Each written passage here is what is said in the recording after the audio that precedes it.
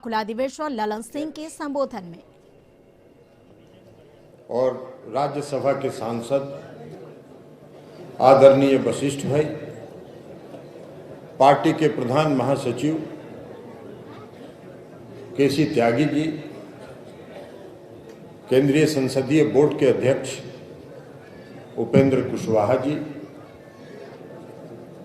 मंच पर उपस्थित माननीय मंत्री विजेंद्र प्रसाद यादव जी, माननीय मंत्री विजय चौधरी जी, माननीय मंत्री अशोक चौधरी जी, माननीय मंत्री संजय झा जी, माननीय मंत्री श्रीमती शीला मंडल जी, माननीय मंत्री सुनील जी, यह उपस्थित अन्य सभी सम्मानित मंत्रीगण, सांसदगण, विधायकगण,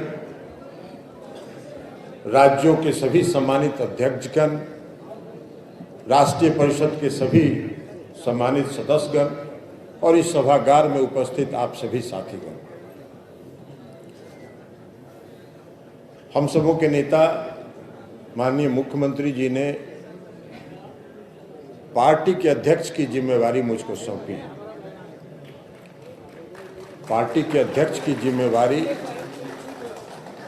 उन्होंने मुझको सौंपी है, लेकिन इस काम को हम अकेले नहीं कर सकते।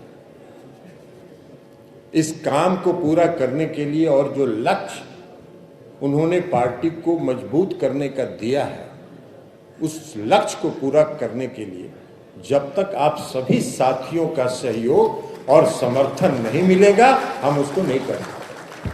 पार्टी एक आदमी नहीं चलाता, पार्टी का कोई अध्यक्ष होता है, तो पार्टी का अध्यक्ष सिर्फ उनका साथी होता है जो मुख्य साथी करते हैं।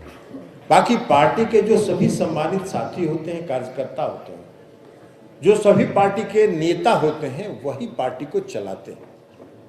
और मैं आपको भरोसा यह दिलाता हूं कि मैं पार्टी के सभी पुराने साथी का सम्मान करते हुए नए साथियों को जोड़ने का काम करूंगा, यह हम आपको भरोसा दिलाते हैं।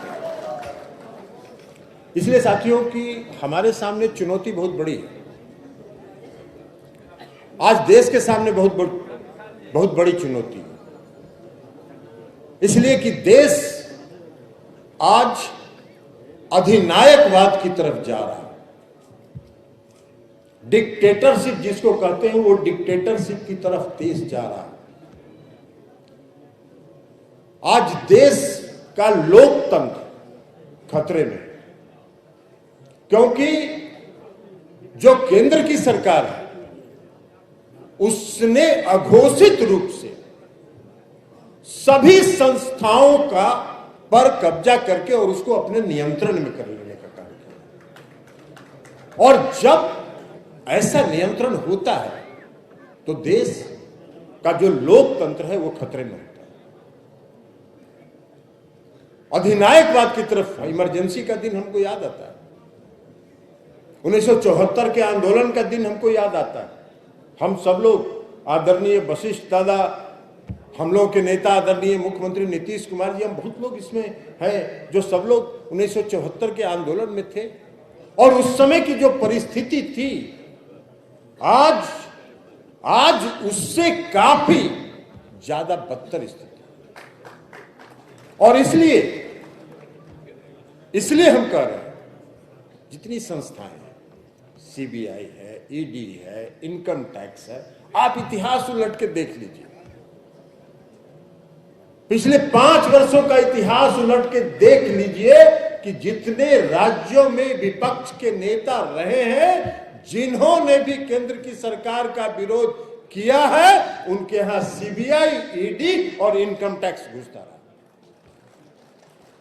भारतीय जनता पार्टी के नेता जितने हैं, भारतीय जनता पार्टी में जो है, उस सब लोग दूध के धुले हुए, काम कुछ नहीं हो रहा है। जो देश की मूल समस्या आज है, उस पर कोई चर्चा नहीं है, इसलिए कि काम उन्होंने कुछ किया नहीं है पिछले 8 वर्षों में। देश की मूल समस्या है आज महंगाई, देश की मूल समस्या है आज बेरोजगारी। जो वादा उन्होंने किया था 2014 के लोकसभा के चुनाव में, 14 के लोकसभा के चुनाव में उन्होंने क्या कहा? प्रति वर्ष 2 करोड़ लोगों को रोजगार हम देंगे। 8 साल हो गया, 16 करोड़ लोगों का रोजगार का हिसाब भी तो देना चाहिए। नहीं देंगे, देना भी नहीं है, और नहीं देना है इसलिए अपना मार्केटिंग और प्रचार तंत्र को जितना मजबूत कर सकते हैं उसको मजबूत कर रहे हैं, और ध्यान भटकाने के लिए धार्मिक उन्माद फैलाने का काम दिन भर चलता रहता है। इसलिए कि देश को बांटने की उनकी मंशा है। देश के जो लोग हैं, देश के अंदर विभेद पैदा करने की उनकी योजना है। हिंदू में, मुसलमान में, सिख में, ईसाई में, ये सारा तंत्र वो चला रहे हैं। तो ये कौन चलाएगा? जिसको लोकतंत्र में विश्वास नहीं है, जिसको प्रजातंत्र में विश्वास नहीं है। आपने कहा कि 2014 में कि जब हम सत्ता में आएंगे हर घर में 10 लाख, हर गरीब के घर में 10 से 15 लाख रुपया पहुंच जाएगा। अरे भाई, 2-4-10 ठो का भी तो नाम बताओ जिसके घर में 15 लाख रुपया पहुंचा दिया आपने। एक को नहीं पहुंचाने का काम किया। तो देश की जनता हिसाब नहीं मांगे, इसलिए पूरे देश को भटकाने का काम किया जाए। आज लोकतंत्र खतरे में है। सभी जो संवैधानिक संस्थाएं हैं उन पर उनका कब्जा, अघोषित रूप से कब्जा। और एक था